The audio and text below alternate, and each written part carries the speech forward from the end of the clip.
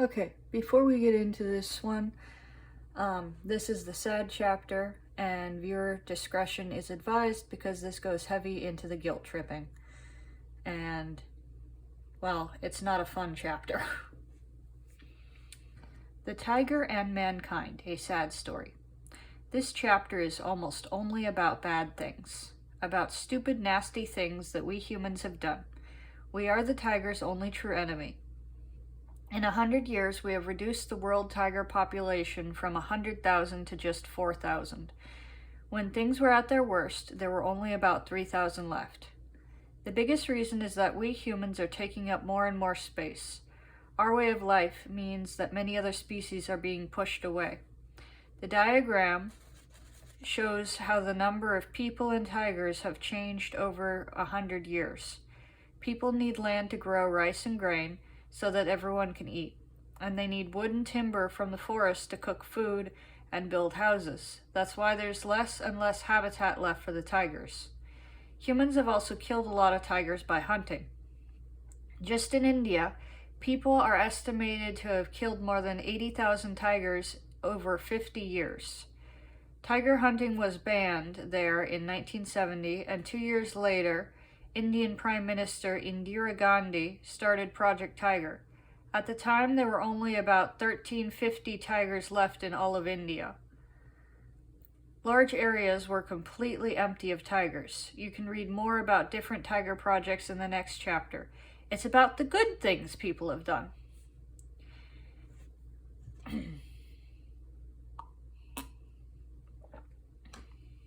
In Russia, home of the mighty Siberian tiger, there were only about 20 to 30 tigers left in the mid-20th century. But things have been turned around there too. In 2010, the Russian president called a tiger conference in the city of St. Petersburg. That was the start of a new positive development for Asia's tigers. So today, the situation is changing. The number of tigers is slowly rising again, not only in India and Russia, but also in several other countries. In 100 years, the number of tigers fell from 100,000 to 4,000. During the same period, the human population increased from around 1 billion to 7.5 billion. We are taking up more and more space on the planet and are using more and more of what nature gives us. So, the big orange tiger is 100,000.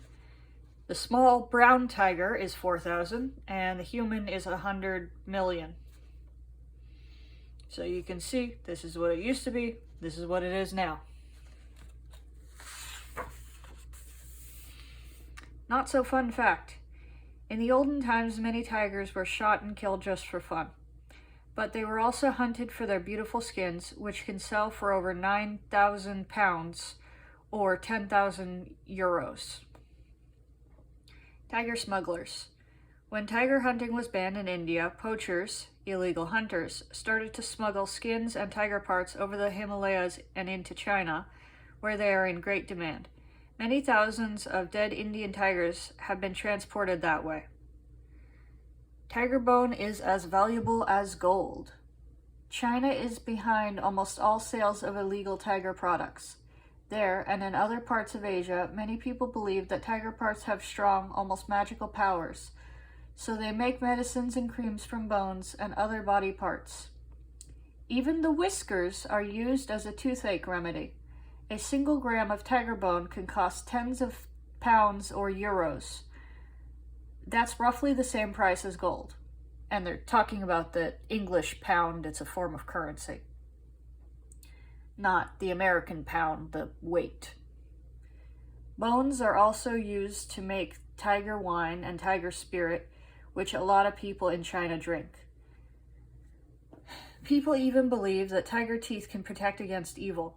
This is why it's popular to have a gold necklace with a tiger tooth in it. Poaching's a big problem.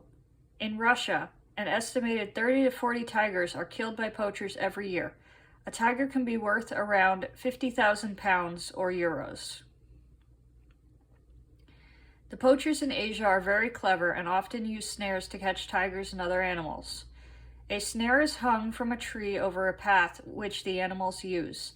It's set at just the right height to get stuck on the animal's neck. The vanishing forests. The other serious problem is that the tiger's forests are being cut down at an alarming rate. We humans are using the land for farming instead. Since the population is growing, we need more space and tigers are being pushed out. The third problem is that we eat the same prey as the tiger. This means that there are fewer of the big prey animals in many forests. This is a major problem when we want the tiger population to grow. Never buy tiger skins. Some people think it's cool to have a tiger skin, and they're prepared to pay a lot of money for it. But today, it is illegal to trade tiger skins and other body parts. Tigers are bred on farms and in private zoos. Wild tigers only exist in Asia, but there are tigers in captivity all over the world. In some states of the USA, it is almost easier to get a license to own a tiger than a dog or cat. It is not uncommon for someone to have a tiger cub as a pet for 2 years and then sell it to a private zoo. In Texas alone, there are an estimated 3,000 tigers. In China, tigers are often bred on private tiger farms. There are estimated to be at least 7,000 tigers in captivity. In Thailand, there are about 2,000 tigers. People who own farms make a lot of money selling tiger parts and skins from dead tigers. So just on the owning a tiger as a pet, very bad idea because they are powerful animals, and I'm sure anyone who's had a cat can tell you that even if they love you, the chance that they could scratch you and, give you cat scratch fever is pretty high. Imagine that with a tiger who's as big as your daddy is. Don't do it. When a human shoots a tiger, it's called hunting. When a tiger kills a human, it's called ferocity.